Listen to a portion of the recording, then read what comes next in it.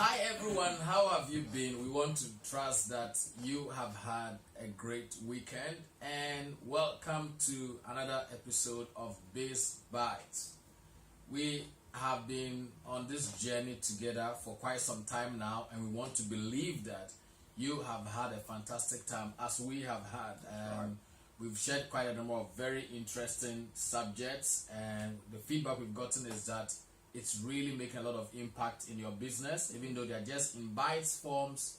And we want to believe that today as well we will have a great time together. All right, so my name is Victor Kweji. I'm your business success coach and consultant.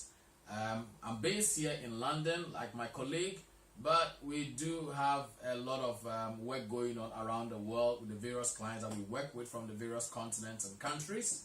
And we are pleased to come your way again. I'm a business coach and consultant. I'm also an author of 5 published books and also the founder of Vice Springs Publishing based in the UK. We also help people to publish their books, print them, and publish them worldwide, especially for those of you in Africa who have not had the opportunity to be able to make your work available to global market. This is the opportunity for you to do so. So it's great to come your way again, and we are looking for an exciting time. Thank you very much. Hi, I'm Rex, or Rex with Sam. That's my full name, and I help businesses and entrepreneurs improve their value by looking at their business strategies and also their systems. I'm also a digital marketing and social media and branding consultant, and help to look at digital opportunities for organizations, and I'm also a speaker. Thank you for joining us today. Awesome. Great. Right, let me say a little bit about what Biz Bites is. Biz Bites is really bite-sized information that we give every Monday evening, British summertime, based on where you are in the world. You can follow based on your own time as well.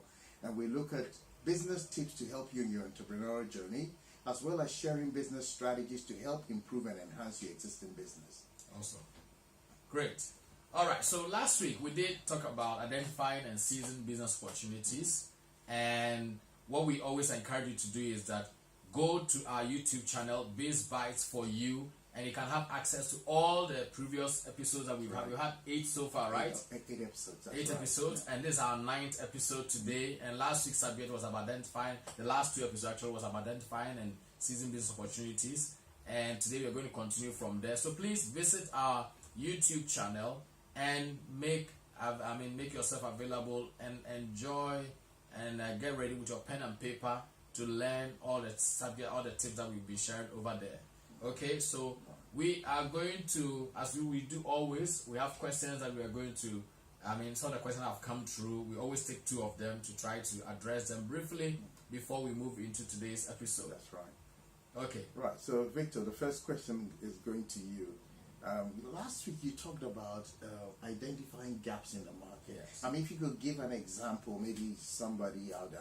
I can't remember exactly who threw this particular question, but helping other people to be able to do that. How do you identify gaps in the market?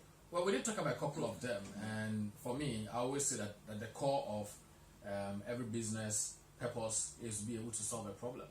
Okay, so anywhere you find there's a problem, you want to look at it, take a second look at it and think, is this an opportunity to be exploited for good?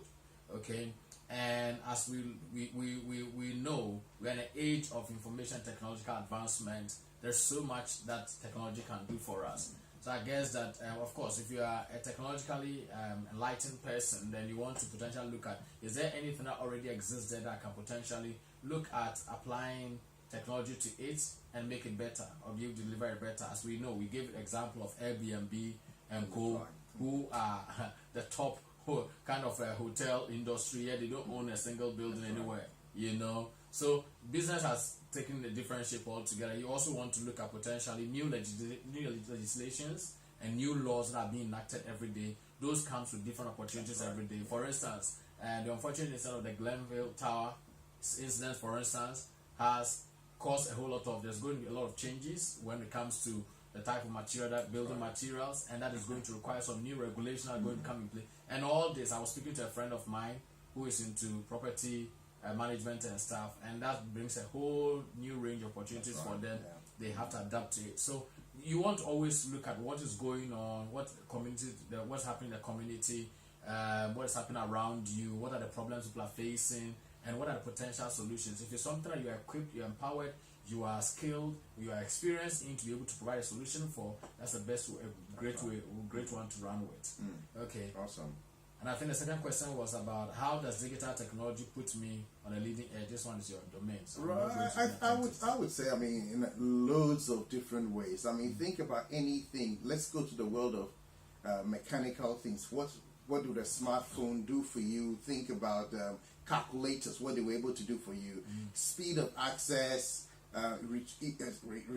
processing, these are all good things. I'm reminded of one of my barbers who has a Facebook group because he takes the numbers because people call, and so he gives you offers. He says, hey, the sun is out, and he does it on the spur of the moment. He says, the sun is out today, wouldn't be a good time to have a nice haircut? And he sends everybody in the group, come today, if you come in the next couple of hours, you're getting a discount. How creative of somebody to do something like that. That's just one little example. Much more thinking about the whole big one. When you think about technology, think about something that adds thrust to what you're doing. You ought to be doing something first of all. Technology is not magic. It not come and do stuff for you if you haven't started something. Exactly. So the technology is there, and irrespective of the area of business or enterprise you're involved in, the technology can always help you. Awesome. That's great. All right. Okay. So basically, we are going to go into this subject, which is about identifying opportunities and how to make develop them. Develop how to develop your opportunities. Awesome. Great. So can you please share with us? Right. Okay. I mean, if you think about it, opportunities come like ideas. Okay. And very often you find people have ideas, but it just fizzles away. So what do you do with your idea? How do you develop your ideas? We're talking business ideas now. First thing you've got to think about is, when you have an idea, who would it be useful for? That's a question. In other words, I'm talking about target markets. And then within that, you now begin to think about, how do I divide this market up to make the best use of this particular opportunity? And that's where segmenting comes in. So you've got to ask yourself, irrespective of the industry you are in, whether it's food and beverage industry, some service industry, if you're running a hybrid kind of business, a product and a service, all these are things, questions you've got to ask yourself. And every company goes through the same thing. What problems am I looking to solve? Take a particular, let's take the food and beverage industry. Maybe one of the things that's a problem is always hygiene.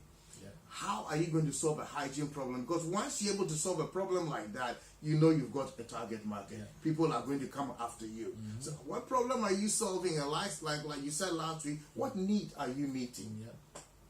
One of the things that has made certain food outlets do so well is because they bought into this thing of what people have about types of meat and all that stuff.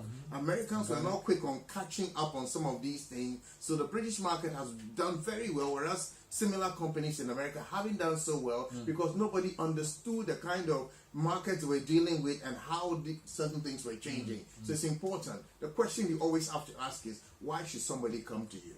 And if it stays in their mind, then you think about how you develop or create your product to service those needs. Awesome, great. That's a very interesting one. Researching the market, your target market, to know exactly who they are, what they need, and how you can be able to meet that need. All right. My point here is we talk about, which is very crucial. Let me start with this quote by Jochen Z. He is a German businessman, and he said this very important. He said, if we look at pricing holistically, we will create a more solid business. Okay? And this is it. You don't go into business to make losses. You go into business to thrive, to profit. The profit will help you to be able to expand. The profit helps you to grow. So it is very important you look at the subject of how you price your products or your services. Okay? The thing I've realized with most people is that people are easy, if it's just a matter of buying something and selling, they can easily say, okay, I bought it for £25, I'm selling for £35. And that is it. To them, that's it. And a lot of times people miss a lot of things inside, because in every business costing, the whole production process, whether it's a retail or anything, there are fixed assets, there are fixed costs, all right, and there are variable costs. The fixed costs are the things that no matter whether you sell or you buy, they are always there. For instance, the fixed cost of your laptop, your table, they are all fixed costs. It doesn't matter whether you're producing a million items or one item; those ones are always going to be there. All right. Then we've got the variable costs. The variable costs are the raw materials oftentimes you buy, the things that you buy to be able to help you to produce what you are producing. So you want to look at the fixed cost component. This is where you don't have a pricing already in place, or even you're already an existing business, but you are not making profit and you are not really growing, and you want to say, okay, you want to sit back and begin to analyze your pricing strategy and see how is it working. So you want to check your fixed costs, your variable costs. And another thing we always forget, especially when we start new and we are the ones who are doing everything, is our own time. We don't put value on our own time. That's right. It's important. So we don't factor in our costing. Okay? And don't forget, like I said, there's always a fixed cost, there's a variable cost, and there's a labor cost. So you want to really make sure. I mean, variable cost normally goes to labor cost, but I just singled it out because oftentimes this is one of the areas a lot of us overlook. That's right. Okay? That's right. The rule of the market, the basic rule of the market is that you multiply your cost 2.5 times. That's the basic rule. Okay? Now, there's certain, of course, it depends on the competitiveness of the market and everything. Right. I always say, don't look at going cheaper, but look at adding value. That's right. Key point. Yeah. You see? Don't look at going cheaper. Look at adding value. All right? And when you do the pricing, you want to ask yourself, are my target client, exactly the target client you talk about, are they willing to pay or can they able to afford it? Are they willing to pay or can they able to afford? There are two things here. Right. There are times that people can see value in it. They are willing to pay or they are not willing to pay. There are times that they can or they cannot, based maybe on income level or the type of people you are targeting. So it's very important to be able to evaluate these things, okay?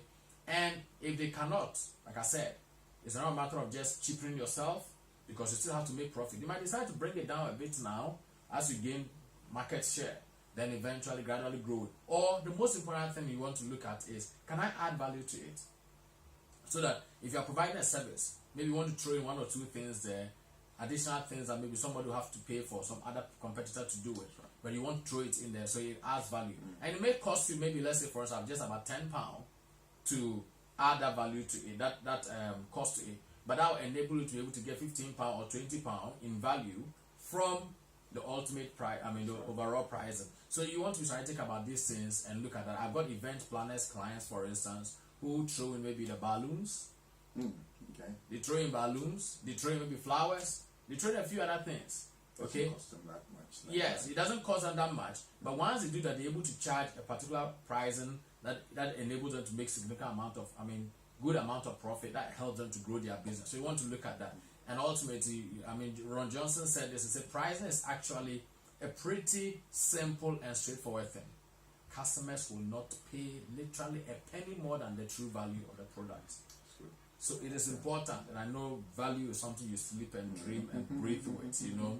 But it's very important that you look at the value you are delivering, okay?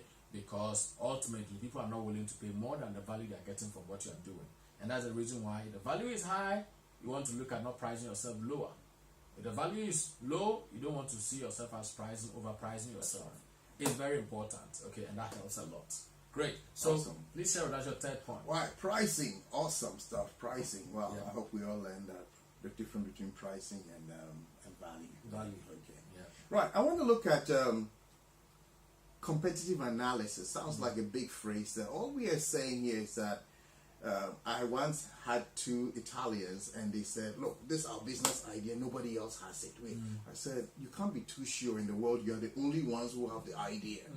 And so, except it's patent, right? I said, it's not possible. There may be competitors, they may not be direct at every level, but then there are still competitors out there. So it's important, don't be naive, study your competition. Especially whatever the business you want to go into. I use fast food as an example. You could look at graphic design as an example. Whatever it is you want to go into, there are people who already do something there. Find out what your own strengths are, what you can put out there for people. And then ask yourself some very basic questions. Are you just offering the basic product? Yeah. The expected, what we call the expected product. If you have a smartphone, we don't expect smartphone just to do calls. A smartphone can do more than that today, use it as your alarm. But can you go a step further? You mentioned adding value.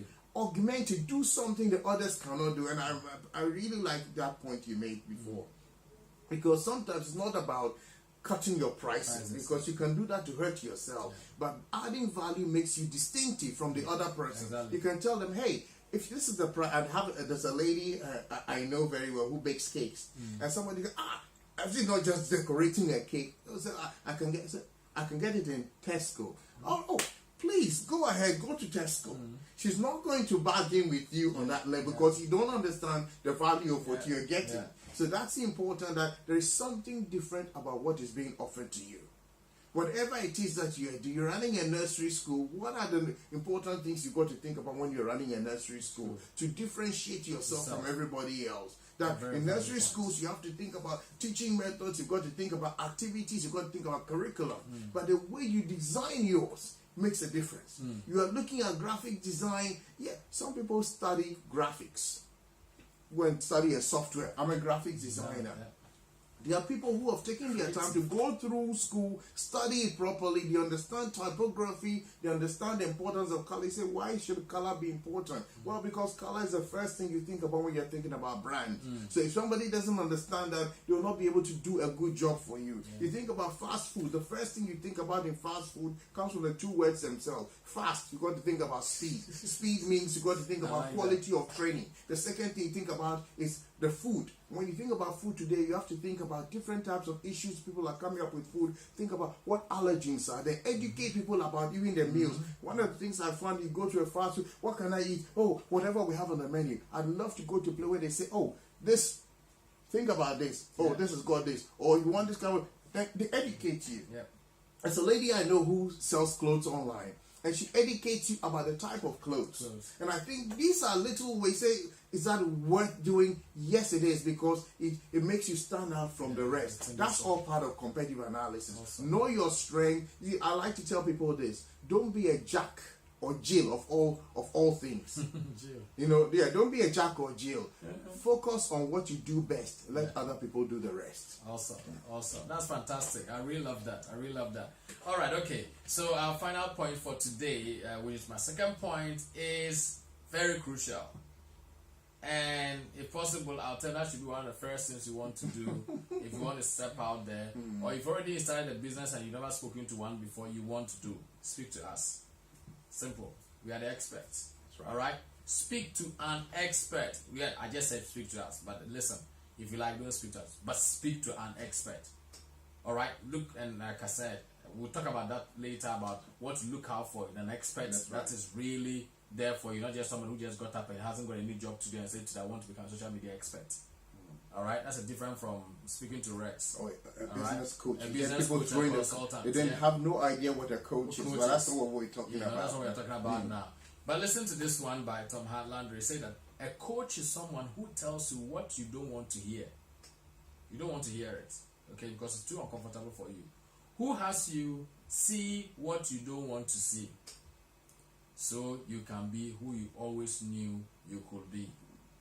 I mean, if you put Man United or Chelsea team together, the value of those guys and what they are paid is astronomically crazy, if I'm allowed to use that word. However, their coaches, they are not paid that much, but they are vital to the success of the team. Okay? So, it is very important. The value that an expert brings on board is unbelievable. Richard Branson talks about he having coaches. Robert Kiyosaki talk about it. I mean, these are gurus. These are guys who are teaching others. So how could they have coaches? But you need a coach. Bill Gates talks about it. You can't. There's nothing you want to do on the face of the earth that you need a coach. Because coach brings a lot of value. They bring a lot on the table. They help make the journey easier, especially when you start alone. You need someone to be accountable to. And that's one of the things the coaches bring. You have someone to be accountable to. Somebody who inspires you. Somebody who helps to identify your strengths and your weaknesses. And not just that, but they help you work through. These are one of the things you want to look at when you are selecting a coach or you are choosing a coach. Not somebody who just make you feel good and smile good and they'll give you all the hype. A lot of them are just, a lot of people are there who are just motivational speakers. Okay? Especially if you are looking for something in terms of business. Speak to a business expert, not just a motivational speaker who will make you feel excited and all good. Then you go home and you still don't know what exactly to do. It's very important. Okay? An expert will help you. They are there for you to be accountable to. they challenge you to try new things. I mean, I have one client of mine where I was coaching her for a while. Then she said, no, there's so many things. So decided to just put a hold on because she was starting a new business, very, very, very solid, lovely business. And she came to me after she's already had a couple of, other people, and she had a couple of mess ups here and there. So I had an appointment with them. I really gave a lot of advice what to do. So we held back then. One day I said, let me just call her because I've not heard from her for a while and stuff. And I called her and said, and this particular business she's going to do, you have to get licensing from the authorities. She's got it, and she really, out of frustration, she was just going. She sent them an email that they should just withdraw the license. I said, stop. Send them an email straight away and tell them to remove the cancellation. And I told her, I've got another client I'm dealing with. Over a year, they are struggling to get a particular license. You have got it, and out of some little frustration, somebody she was trying to do business with and just tried to mess up, she just wanted to just give up the whole license. I said, you have no idea the value of this. Quickly, I told her. All of a sudden, now she's so excited. We had an appointment. We had an appointment. Everything is getting. We are putting everything in place now for her to go and say, hey, thank you so much. So that's one of the things, the value of an expert, a coach in your life, a coach in your business. Now we sat down again. We've put a plan together, and we are moving on, taking action. And she's so excited about it because I helped her. I really challenged her. I said, listen, take that step. Let's have that meeting. Let's do this. Let's do this. Let's do that. And she's now running with it. If I had not just come in, she had just lost it. Thank you so much. And this is just one out of the many issues. Okay, they become like people that you make decisions with because I got some of my clients will come to you. Oh, I have got somebody who said they can do this for me. I said, okay, hold on, let me go. This particular client, for instance, I had to call the people who said they were going to provide certain service for. When I called her, the package they offered her, the things they were saying, because of course she didn't know how the right questions to ask. So the people just gave her blanket stuff, and the details were completely different from what they said they were going to offer. So I called them and said, okay, I'm this, I'm this, and they gave me some. When I put it, I said, what? Is this what they offered you? So why were they telling me they said they were going to do Facebook promotion for her, and she thought it was forever for a whole year. I thought it was just 1 month. And she couldn't ask, okay, how much are you spending on your Facebook promotion every day? He said, they didn't tell her. Because she didn't ask. When I asked her, I said, oh, maybe £3, maybe £100 for the period. Say, we'll do PPC for you. Pay per click. And so, a coach helps you to ask the right questions. Because a good coach knows the right questions to ask.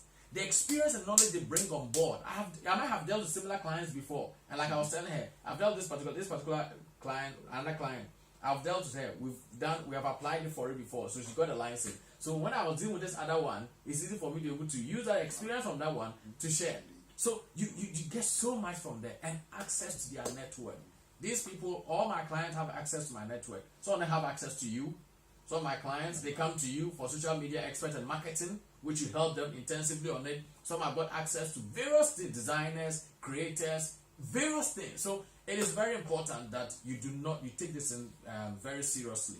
We are experts, we are there. We'll talk to you about it, our business review that we offer our clients, and we challenge you, not just because we are looking for clients, but for the fact that we are there to help you. Our greatest desire is for you to succeed. Right. So we really want and challenge you. This is very important. It's very important. Speak to an expert. All the things we talk about, if you have a very good expert, a very good coach, an expert in that particular, they'll be able to help you, be able to identify the right strategy, the market, help you be able to know who these people are, what they really, and it helps you in your research. That's right. To make sure that you come up with the best. Okay? So we hope that today's tips have really informed you and you are really going to run with it.